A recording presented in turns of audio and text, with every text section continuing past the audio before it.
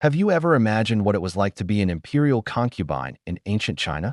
Draped in silk, adorned with jewels, living a life of absolute luxury? Well, the reality was often far from that glamorous fantasy. In fact, for many women, the Forbidden City was more of a gilded cage than a paradise. Let's start with how they even got there. Most weren't chosen for love.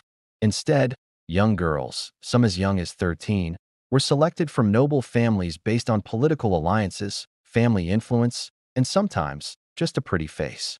Their primary duty wasn't to find romance with the emperor, but to produce a male heir. This created immense pressure and fierce competition. Imagine living in a place with thousands of other women, all vying for the attention of one man, the emperor. This wasn't a friendly rivalry.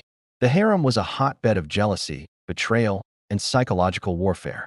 A concubine's status, her wealth, and even her life depended entirely on the emperor's favor, which could be as fleeting as the morning mist. Gaining the emperor's attention was just the first step.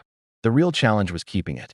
Concubines had to master skills like poetry, music, and painting, not just for leisure, but to stand out from the crowd. They also had to navigate a complex web of rules and etiquette, where one wrong move could lead to severe punishment or complete isolation. Forget about personal freedom. Their daily lives were strictly controlled, from what they ate to when they slept.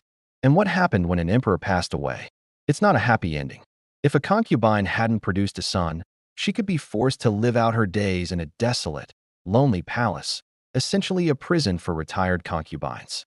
In some of the earlier dynasties, the situation was even more grim.